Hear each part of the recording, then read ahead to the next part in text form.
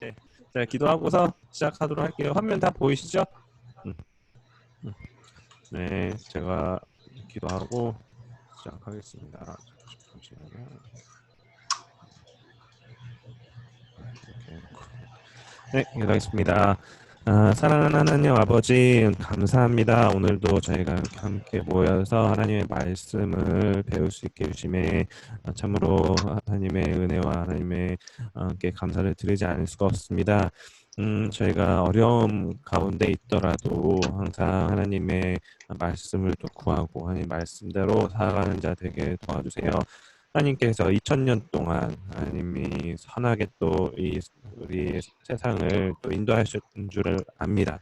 오늘 성경 공부하는 가운데 하나님 말씀에 또 순종하지 않아서 고난을 받았던 사람들 이야기도 보고 또 순종하여서 또 회개하고 돌아와 하나님의 뜻 가운데에서 다시 제대로 살아간 사람들의 이야기도 볼 텐데 그 이야기들을 통해 또 하나님의 뜻을 알고 또 뜻 가운데에서 저희가 바로 살 수 있는 것이 어떤 길인지를 아는 깨달음을 얻게 도와주세요. 하나님께서 이 시간도 함께 하시고 저에게 주해 주실 것 믿고 감사드리며 예수님 이름으로 기도드렸습니다. 네, 네, 좋습니다. 오늘 또 함께한 여러분 모두 반가워요. 자, 많이 찌찌찌꺼리긴 하는 것 같아요. 그래요? 또 그런가 네. 보네요. 네, 제가 그러면 마이크를 또 교체를 하겠습니다. 이게 언제는 괜찮고 또 언제는 안 괜찮고 그러네요. 자.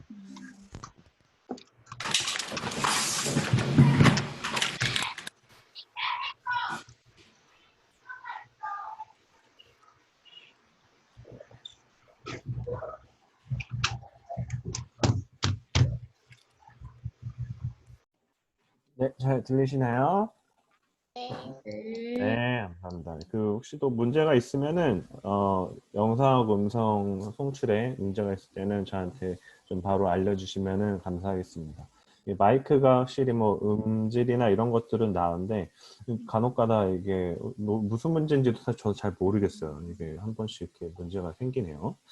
한번 보겠습니다. 네, 오늘은 성경 익스프레스 11과입니다. 오늘도 여러분들을 열렬하게 환영합니다. 네, 감사합니다. 오늘도 우리 또 하나님의 도우심을 구하면서 기도하고 적극적으로 함께 공부하는 시간을 가질게요. 또 마지막에 질문하는 시간이 있습니다. 오늘은 10번째 역인 분열시대예요. 지난 시간 사울로부터 시작된 다윗, 솔로몬이 다스린 우리 왕관 시대를 배웠었죠. 오늘은 지금의 우리나라처럼 이 남과 북으로 갈라져 있는 두 왕국 이야기를 볼 거예요.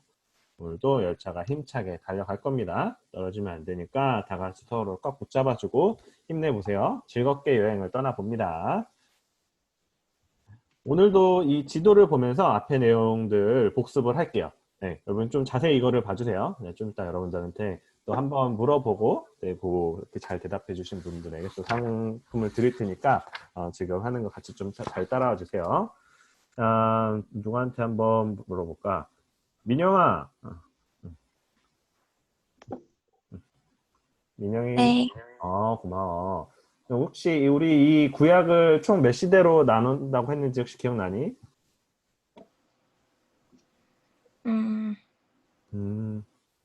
미안해, 답이 있습니다.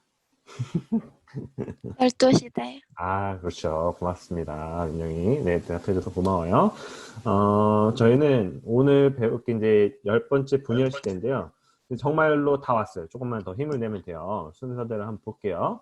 우리가 첫 번째가 뭐였죠? 이 창조 시대, 에덴에서 시작된 창조 시대에 이어서 두 번째 아브라함, 이삭, 야곱의 시족 시대를 지났고, 그리고 이집트를 탈출하는 노예 시대, 그리고 이 시내산에서 받은 십계명 계명 시대 이야기에 이어서 이 가나안으로 들어가기 전 있었던 야영 시대와 언약 시대를 지나왔어요. 이제 모세를 이어 여호수아를 따라 약속의 땅 가나안으로 들어가 가나안 민족과 전쟁하는 정복 시대를 또 보았고, 그리고 그 가나안 땅에서 사사들이 다스렸던 이 순환 시대, 그리고 지난주 그 사울과 다윗, 솔로몬의 왕관 시대를 보았습니다. 그리고 오늘 솔로몬의 아들부터 시작된 그 분열 왕국 시대 이야기를 볼 거예요. 자, 여기까지 10개의 시대예요. 혹시 한번 내가 이걸 보고서 외워보겠다 하는 그런 지원자가 있을까요? 제가 도와드릴게요. 그냥 다 도전해 보세요. 끝까지 다 못 외워도 괜찮아요. 제가 중간중간에 도와드릴 테니까 같이 한번 도전을 해보겠다 하면은 제가 또 여러분들께 큰 선물을 드리도록 하겠습니다. 이렇게 자원만 해주시면 돼요. 그래서 이 흐름도만 잘 따라가면 우리 구약의 전체 스토리를 익힐 수 있다고 했죠. 혹시 제가 한번 해보겠습니다. 없나요? 한번 가봅시다. 네, 제가 한번 해보겠습니다. 민영아, 한번 해볼까? 우리 민영이 한 번도 빠짐없이 이렇게 잘 했었는데, 처음부터 이렇게 12시대, 10번째 시대까지 오늘 배우는 9번째까지 괜찮습니다. 한번 가보자. 그러면 제가 중간중간 도와드릴게요. 네. 해볼까요, 한번? 네, 네. 제가 한번 해볼게요. 자, 그러면 처음부터 한번 해봐요. 그럼 맨 첫 번째가 어떤 시대였죠? 창조시대. 좋습니다. 첫 번째 창조 시대고, 그리고 이렇게 에덴에서 나와서 이렇게 가나안으로 들어가는 이 시대가 혹시 어떤 시대인지 기억나나요? 시족시대. 좋아요. 자, 시독 시대였고요. 그리고 이 세 번째, 우리 이집트로 들어갔었죠. 이 요셉이 그 이집트 총리를 했던 여기가 노예시대. 그렇죠. 그 요셉 이후에 이제 그 이스라엘 백성들이 이제 노예 시대로 살았었죠. 그리고 이 출애굽을 해서 시내산에서 십계명을 받은 여기가 계명시대. 좋아. 그럼 민영아, 사랑합니다. 좋아요. 그리고 요 계명 시대를 지나서 이제 민수기에서 이렇게 텐트가 보이는 여기가 혹시 어떤 시대인지 기억나나요? 야영시대. 좋습니다. 여기 야영 시대죠. 그리고 야영 시대를 지나서 우리가 이 그 가나안 땅으로 들어가기 전에 모세가 마지막으로 설교를 했었던 그 십계명 이야기죠. 여기가 혹시 어떤 시대였을까요? 언약시대. 영아, 뭐 이거 내가 도와줄 필요도 없는데요, 이거. 민영 좋습니다. 자, 언약 시대를 지나 이제 가나안 땅으로 들어가서 이제 여호수아가 정복 전쟁을 시작했죠. 그래서 여기가 일곱 번째가 정복시대. 감동입니다. 좋습니다. 잘 가고 있어요. 자, 이제 여덟 번째가 우리가 이제 사사기 때 이야기죠. 여호수아기 지나서 이게 어떤 구조로 이렇게 우리가 된다 그랬는데 이 시대가 혹시 기억나나요? 사사들이 계속해서 죄를 범하고 또 회개하고 죄를 범하고 회개하고 이런 식으로 막 순환이 된다라고 얘기를 했었는데 그래서 이 시대가 순환시대. 네, 좋습니다. 순환 시대고요. 그리고 이 아홉 번째가 그래서 이제 사울부터 시작된 이제 그 왕이 세워지기 시작했죠. 그래서 이 아홉 번째가 왕관시대. 좋습니다. 좋아. 혹시 오늘 할 열 번째도 뭐였는지 기억나니? 분열시대. 모두 다 같이 이거 박수 쳐줘야 되는 거 아닙니까? 민영아, 너무 고맙습니다. 그러니까 이게 우리 이 시간을 풍성하게 이렇게 만들어 주는 거예요. 이렇게 함께하는 뭐 맞춰준 것도 고맙지만 이 시간을 우리가 같이 할 수 있게 풍성하게 해주는 게 훨씬 더 고맙습니다. 민영아 고마워. 네, 제가 또 따로 선물 이렇게 전달을 하도록 하겠습니다. 자, 오늘 함께 공부할 그 11가 제목은 우리 누가 읽어보면 좋을까?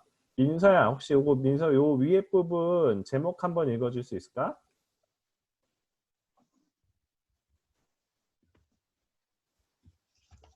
네, 여기 제목만 한번 읽어주세요. 분열된 두 왕국 모두 하나님을 거역하는 길을 걷다.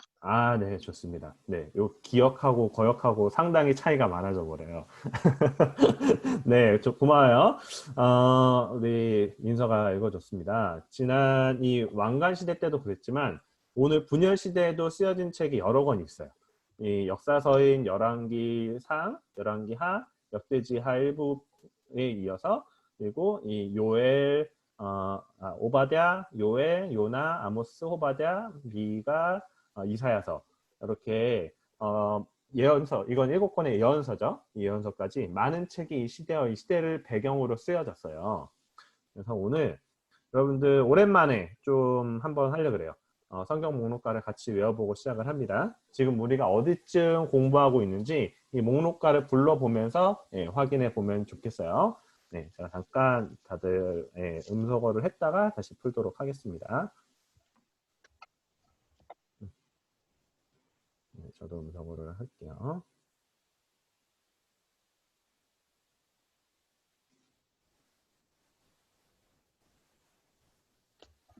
네, 이렇게 우리가 성경 66권을 다시 한번 외워봤어요. 해보니까 오랜만에 하니까 어때요? 이제 어느 정도 이렇게 전체적인 윤곽은 조금 잡혀가는 것 같지 않나요? 전에는 이 성경책에 대해서 아무런 좀 지식이 없었다면은 여러분들이 그래도 계속 지나가면서 좀씩 이런 윤곽을 잡아간다라고 생각이 들어요. 우리가 예전에는 공부를 한 책 한 책을 했었다면 우리가 전체적으로 이렇게 주제적으로 보면서 하고 있잖아요. 그래서 그렇게 여러분들이 윤곽을 좀 잡아가면 좋겠습니다. 네, 본격적으로 이 분열 시대 공부를 해볼게요. 자, 여러분 잠깐 또 팟퀴즈가 나갑니다.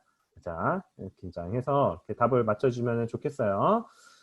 혹시 그 우리 순한 시대에 했던 그 사사기에서 마지막 사사가 누구였는지 혹시 기억나는 분 있나요?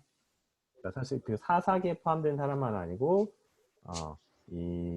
이로 말하면은 사실 너무 명확한 힌트가 돼가지고 네 목사님들 중에서 맞춰주셔도 좋습니다. 재은이가 방금 켰어. 재은 그 미소는 뭡니까? 내가 이건 알고 있다 이건가? 혹시 이 사사 잠시만요. 네 여러분들의 성경책을 딱 펴봐도 이 성경책 제목에 그 사람 이름이 포함이 되어 있어요. 댓글 확인. 댓글 확인 말을 해주면 되잖아. 기다려보세요. 사무엘. 사무엘? 아니. 좋습니다. 맞아요. 마지막 사사 우리 사무엘이죠. 재은 고마워. 우리 재은이 박수 한번 쳐줘야 되는 거 아닙니까? 고맙습니다. 맞아요. 재은이도 제가 또 선물 전달을 하도록 할게요. 이 마지막 사사였던 이 사무엘이 이 사울과 다윗에게 기름을 부어서 왕으로 세웠다고 했죠. 네, 고마워요. 핑핑이 아버님.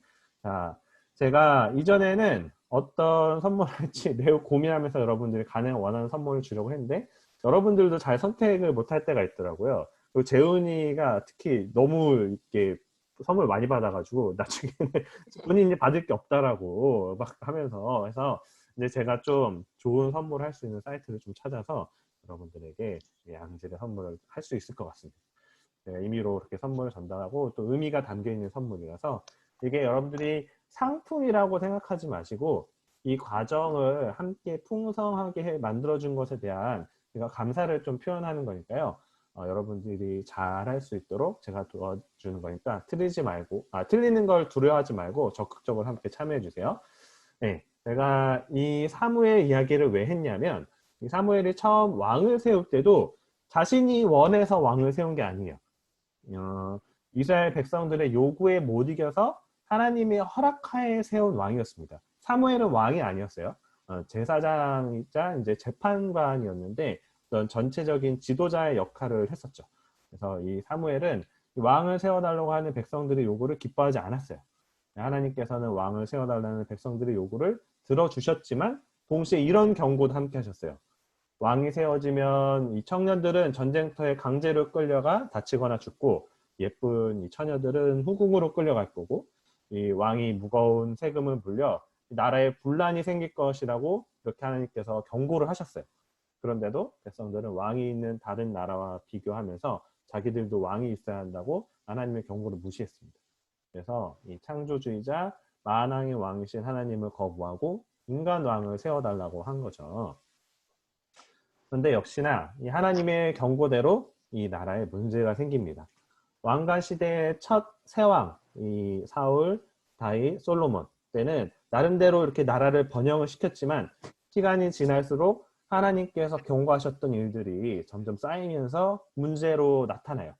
그래서 이 솔로몬이 죽자 그의 아들인 르호보암이 왕이 되었는데 르호보암 왕은 이 지혜로운 나라의 원로들의 경고를 무시하고 세금을 더 많이 물리고 노동의 강도도 더 올렸어요. 그러자 이 12지파로 하나의 왕국을 이루고 있던 이스라엘이 이 두 개의 나라로 쪼개집니다. 르호보암을 더 이상 왕으로 모시고 싶지 않던 북쪽의 10개 지파가 따로 독립을 해요. 그래서 이렇게 두 개의 왕국으로 나뉘게 되었죠. 이때부터 기존의 다윗과 솔로몬의 자손이 다스리는 남유다 왕국과 그들을 섬기지 않으려는 나머지 10개의 지파로 구성된 북이스라엘로 나눠집니다. 기존 12개 지파 중 유다와 베냐민 지파는 이 남쪽 남유다에, 그리고 나머지 10개의 지파는 북이스라엘로 나눠진 거예요. 그러면 이 르호보암을 따르지 않고 따로 떨어져 나간 그 10개의 지파들이 잘 살았을까요? 어땠을 것 같아요? 제주 목사님 어떻게 됐을까요? 우상을 섬겼습니다. 아, 그렇죠. 이렇게 앞에서 얘기한 것처럼 어리석게도 그런 자기 아버지와 할아버지와 다르게 이제 지혜롭지 못했던 이 르호보암을 떠나서 따로 왕국을 세웠던 북이스라엘도 잘 살지 못했어요. 네, 대답해주셔서 감사해요. 네, 그 답이 노, 그렇지 않다예요.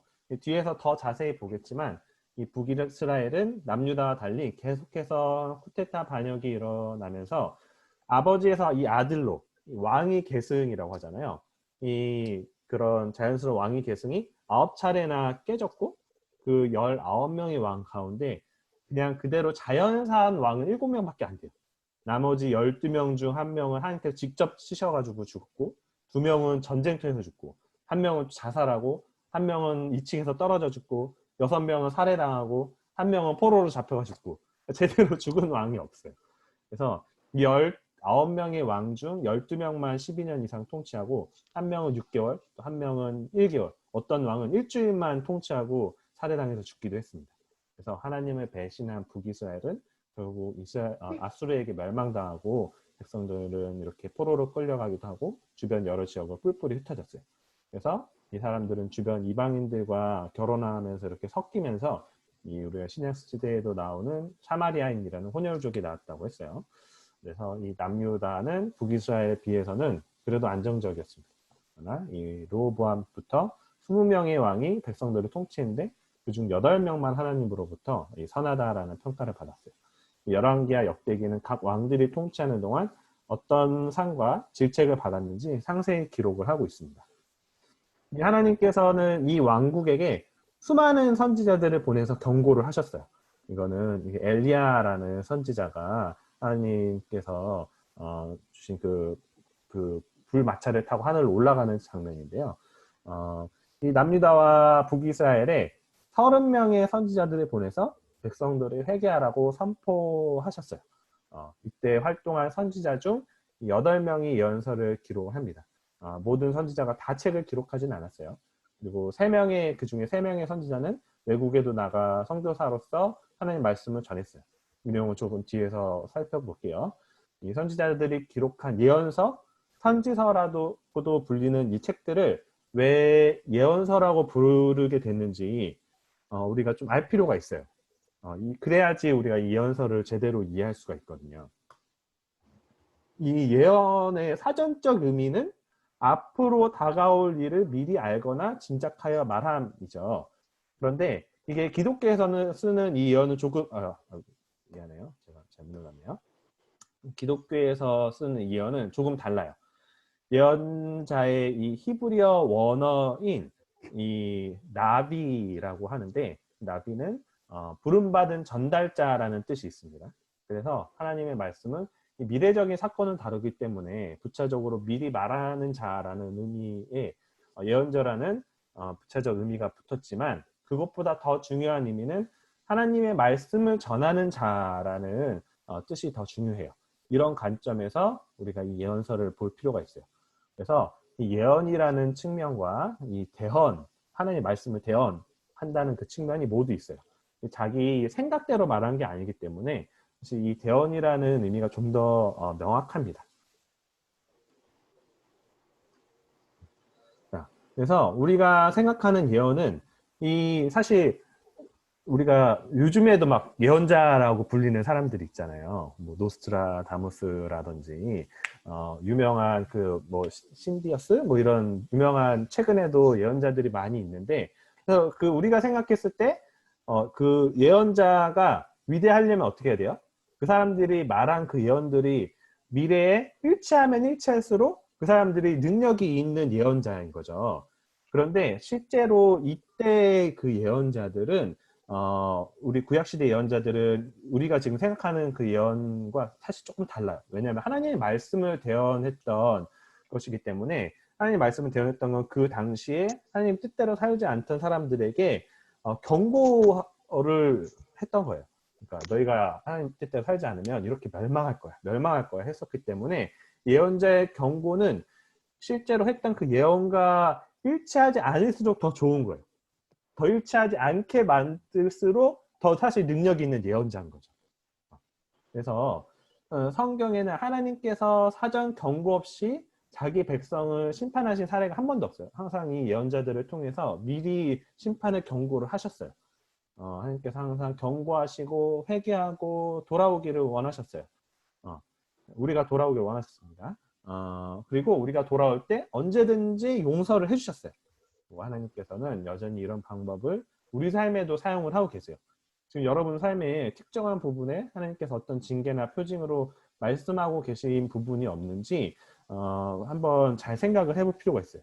하나님께서 우리가 자발적으로 순종하며 하나님과 관계 맺기 원하시지만 우리의 순종을 격려하기 위해서 필요한 일은 또 다 하십니다.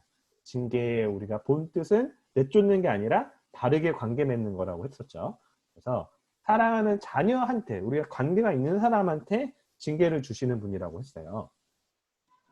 자, 이제 빠르게 각 예언서의 주제를 살펴볼게요. 빠르게 갑니다. 연대별로 이 7개의 예언서의 주제를 살펴볼게요. 먼저 이 오바댜서는 이스라엘의 옆 나라 에돔을 향한 경고의 메시지가 담겨 있어요. 에돔은 그 에서의 후손인데 혹시 에서가 누구인지 기억하는 사람인지 모르겠네요. 우리 누구한테 물어보면 될까요? 우리 김정아 목사님 혹시 에서가 누구인지 기억나시나요? 잘 모르겠는데요. 위기가 왔나요? 어떡하죠? 이민선 목사님 혹시 에서가 누구인지 기억나시나요? 혹시 네. 지금 음소가 돼 있지만 방금 입모양으로 야곱의 형이라고 분명하게 얘기를 해주셨습니다. 맞아요. 그 야곱이 나중에 이스라엘로 이제 하나님께서 새 이름을 주셨다고 했잖아요. 그 야곱의 형이었어요. 에서가. 그래서 이 에돔은 그 에서의 후손 나라였던 거예요. 이 이스라엘 나라처럼. 그래서 아버지 이삭이 쌍둥이 형인데 이 에서가 동생이 이제 야곱이 에서의 장자권을 속여서 막 빼앗기도 했죠. 아무튼 이 형제 나라인 두 나라였지만 에돔은 유다를 좋아하진 않았어요. 이스라엘을 좋아하지 않아서 이스라엘이 공격받고 있을 때 이스라엘을 함께 괴롭히면서 하나님께서는 이 에돔에게 하나님 백성이 이스라엘을 괴롭힌 죄로 멸망을 예고하셨고 안타깝게도 그 예언은 이후에 그대로 실현이 됐습니다. 요엘은 이 남유다에서 이제 요엘로 넘어갈게요. 이 요엘은 남유다에서 활동한 예언자였어요. 요엘도 다른 예언자들처럼 회개하고 하나님께 돌아오라고 선포를 했죠. 결국 유다 백성은 회개하고 돌아오지 않고 심판받았지만 그럼에도 하나님께서는 그 이후에도 영을 부어주시겠다고 약속을 하셨습니다. 이제 요나서인데 요나는 좀 유명하죠. 이 요나는 이 고래로 유명하죠. 이 물고기 뱃속에서 3일 동안 있다가 나타난 예언자인데 조금 독특해요. 이 예언자는 자기도 처음에는 하나님 말씀에 순종을 안 해요. 그 아수르의 수도인 니느웨로 가서 회개를 하라고 선포하라고 하나님께서 이제 명령하셨는데 요나는 그 하나님의 말씀을 듣지 않고 스페인으로 도망가는 배를 탑니다. 하나님께서는 그 배가 가는 길에 폭풍이 일게 하시고 요나는 죽을 위기에 빠진 다른 뱃사람들을 생각해서 자기가 이제 바다에 빠져요. 그리고 이제 바다는 잠잠해지고 이 바다에 빠진 요나를 커다란 고래가 삼키죠. 고래 뱃속에서 회개한 이 요나를 하나님께서는 다시 살리시고 요나는 결국 니느웨로 가서 구원을 선포합니다. 그리고 이스라엘을 괴롭힌 아수르 사람들은 놀랍게도 요나의 경고를 듣고 하나님께 회개를 합니다. 요나가 왜 그렇게 말씀 따르기를 싫어했는지 사실 이해도 돼요. 이게 우리나라로 치면은 당시 거대한 제국, 이제 일본처럼 이 아수르도 그런 나라였거든요. 이 북이스라엘을 멸망시킨 나라잖아요. 이 너무나도 싫은 나라 사람들에게 요나는 이 하나님의 말씀을 전하고 싶지가 않아서 그 당시에 그때는 이제 지구가 그 둥그런지 몰랐으니까 그 당시의 땅끝이라고 생각됐던 그 스페인까지 도망가려고 했던 거였어요. 이 모습을 통해서 우리는 일본과 같은 아수르도 또 순종하지 않았던 요나도 회개하고 또 돌아오면 용서를 받고 또 그런 사람도 회개할 수 있도록 우리가 인도할 필요가 있다는 걸 여기서 알 수가 있어요. 자, 요나는 지나가고요. 이 아모스는 북이스라엘에서 활동한 선지자예요. 이 아모스서를 보면 꼭 행동으로 잘못하지 않더라도 마음을 보시는 하나님께서 그 의도를 보신다는 것을 알 수 있어요. 이 아모스 선지자는 하나님과 하나님의 율법을 무시하는 이스라엘 백성의 태도를 비판했습니다. 하나님께서는 우리에게 마음과 태도를 원하시는 거예요. 단순히 기계처럼 순종하는 거 원하시지 않으세요. 자, 다음은 호세아서입니다. 이 호세아서도 참 독특한 선지서예요. 하나님께서는 호세아 선지자에게 창녀와 결혼하라고 명령을 해요. 그러니까 이제 성을 파는 사람들 있잖아요. 그리고 그 창녀는 호세아의 사랑으로 지극히 아름다워지지만 그 창녀는 또 남편을 버리고 다른 남자들과 막 불륜을 저지르는 이야기가 여기 담겨져 있어요. 이 좀 상상이 안 되죠.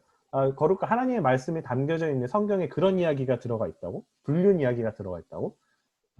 네, 지난번 아가서처럼 이게 좀 놀라운 이야기인데 이 이야기를 통해서 하나님께서는 하나님과 사람과의 관계를 좀 묘사해 주신 관계를 이 호세아와 그 아내의 관계를 통해서 보여주시는 거예요. 지극히 거룩하신 하나님께서 이 더러운 죄인인 우리를 지극정성으로 사랑을 하시고 표현을 하시지만 우리는 그런 하나님을 거역하고 배신하고 버려요.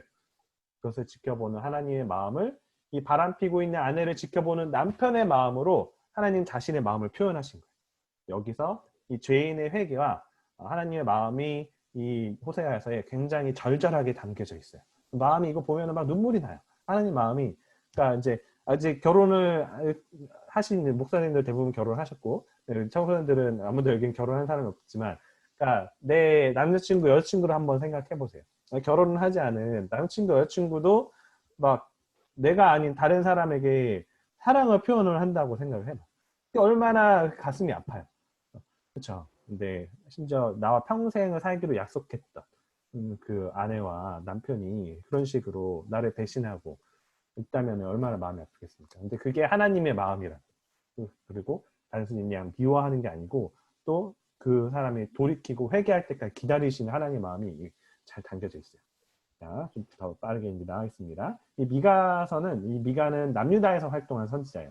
미가는 도덕성이 완전히 결여된 유다 사회를 하나님께서 직접 통치하시는 완전히 새로운 사회가 도래하며 치료될 거라고 예언을 해요. 즉 예수님께서 오실 것을 이제 좀 분명하게 예언하는 선지자예요.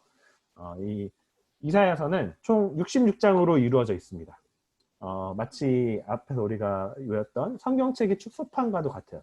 왜냐하면 이 전반부 39장이 이스라엘의 과거 고난 이야기라면 후반부 27장은 이 예수 그리스도의 왕국에서 맛보게 될 미래의 영광에 관한 내용이 담겨져 있거든요. 그래서 이 두 내용은 분량이나 주제에서 구약과 신약의 내용이 이렇게 대응을 한다고 해요.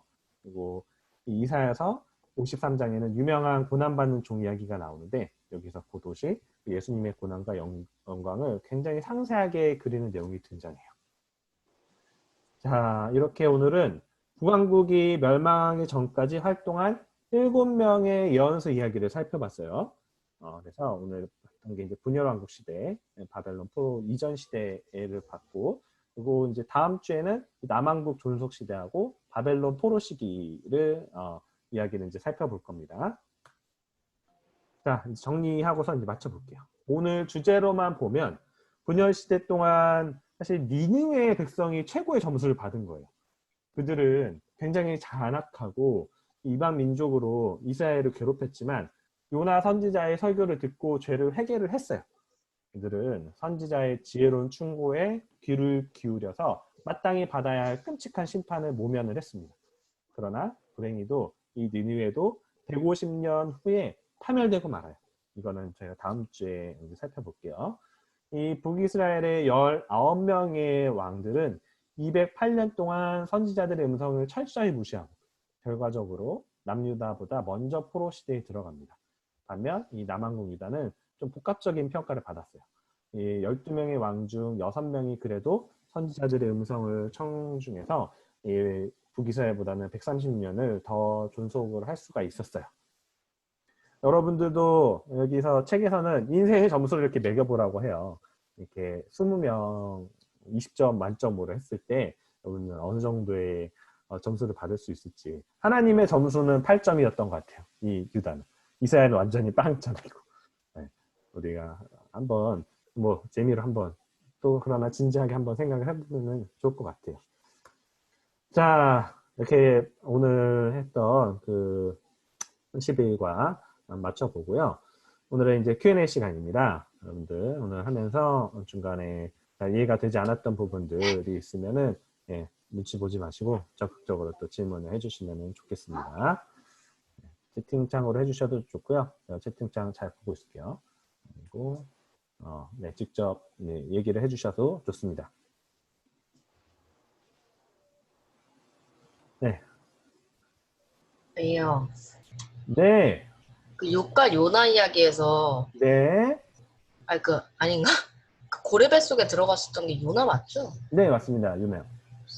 요나가 그 뱃속에 들어갔다는데 그 성경책에 보면은 가끔씩은 거대한 물고기라고 나와 있고 가끔씩 네. 고래로 나와 있는데 어느 게 맞는 건가요? 거대한 물고기라고 생각하면 좋을 것 같아요. 그러니까 사실 고래라고 이퀄이라고 얘기하진 않아요. 맞아요. 그 좋은 이야기입니다.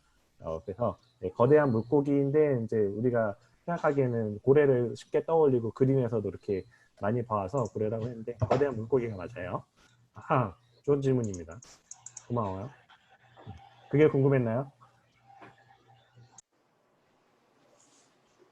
땡큐. 네, 이런 지적도 좋아요. 굉장히 좋습니다. 우리 전체 이 현역 공부 내용을 풍성하게 해주는 것들이잖아요. 이런 지적도 얼마든지 좋습니다.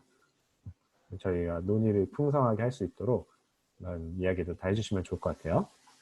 혹시 또 궁금한 분 있나요? 신우야 혹시 뭐 들으면서 궁금했던 거 없어? 민선 혹시 뭐 들으면서 궁금한 거 없니? 신우 뭐 있어?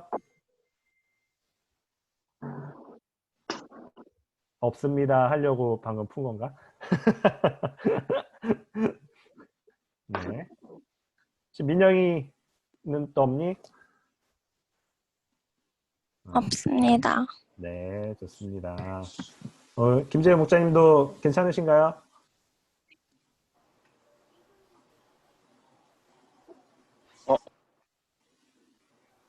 네, 혹시 뭐 있으신가요?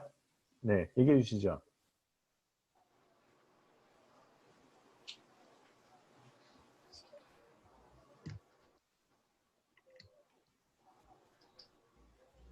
없습니다라고 한 건가? 지금 제가 답을 못 들었는데 어쨌든 주연이, 대성이, 이삭이, 다영이 다 괜찮아요? 오늘 맞춰도 괜찮을까요?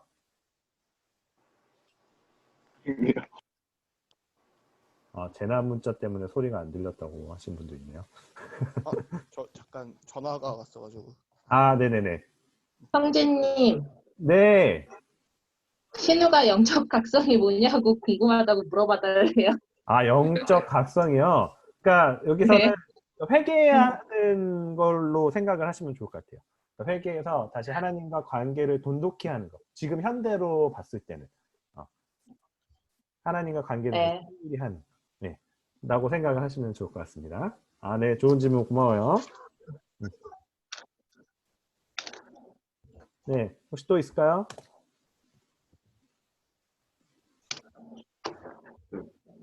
네, 아까 김재현 목사님이 뭐 질문을 혹시 하시려고 하는 건가요?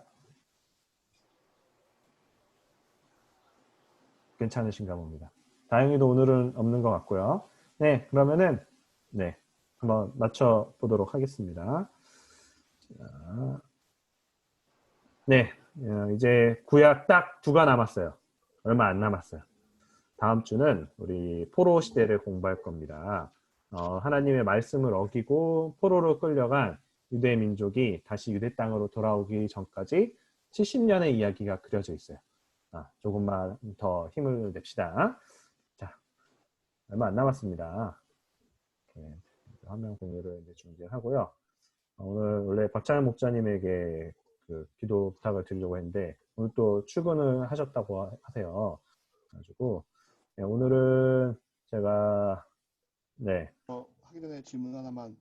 네네네. 해주십시오. 그 왕정 시대 전에는 네네. 그러면은 이스라엘의 체제는 어떤 거였어요? 그러니까 왕이 세워져 있지는 않았고요. 그러니까 사사 시대가 우리 여기에서는 순환 시대라고 했는데 그러니까 사사기 때예요.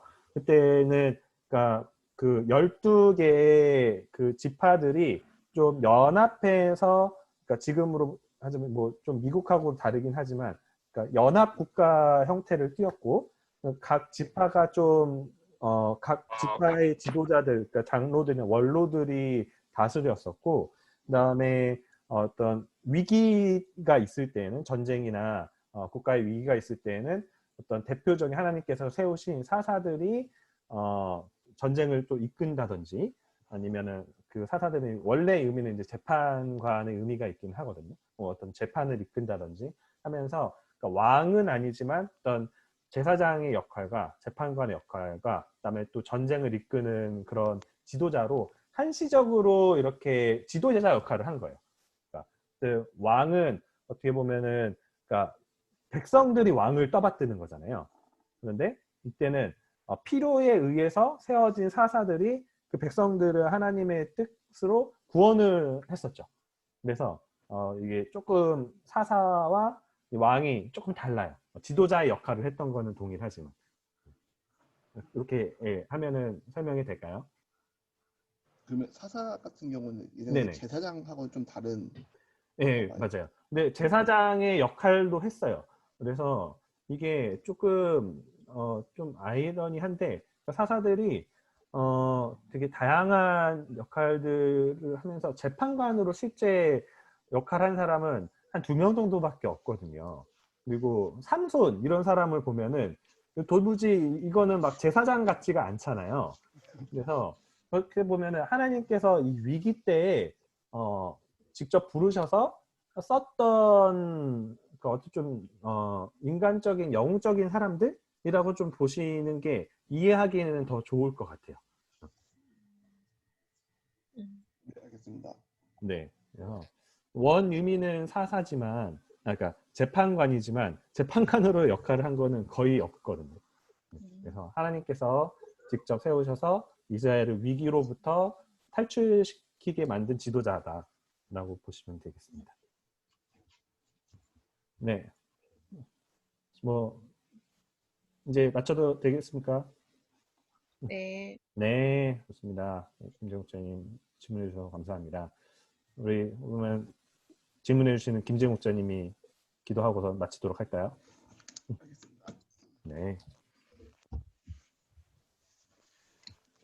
사랑의 마음 사랑해 감사합니다. 오늘도 이렇게 청소년국이 모여서 기도 성역 공부할 수 있게 해주셔서 너무나 감사합니다. 지금 코로나로 저희가 다시 모이기가 너무 어려워진 상황 가운데서 온라인으로라도 하나님을 공부하고 하나님에 대해서 알 수 있게 해주셔서 너무나 감사합니다.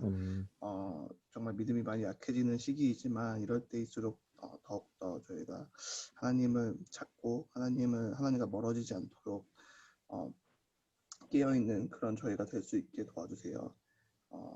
언젠가 다시 만날 날 빨리 오기를 기도하며 이 모든 말씀 예수님 이름으로 기도드렸습니다. 아멘. 네, 감사합니다. 오늘 다 같이 들어주신 분들 감사하고 지난주 것까지 포함해가지고 오늘 계신 분들한테도 그리고 또 특별히 질문을 좀 해준 신우하고 재훈이 그리고 이제 또 이렇게 없지만 다 맞춰준 네, 민영이한테 또 좀 더 특별한 선물을 하도록 할게요. 이거 바로바로 선물을 좀 해야 될 것 같아요. 이게 좀 지나니까 하기가 또 힘들어요. 네, 오늘 다들 수고 많았습니다. 고마워요. 바이바이. 수고하셨습니다. 수고했어요. 또 봐요. 안녕히 계세요. 음. 그렇습니다. 네, 잘 보세요.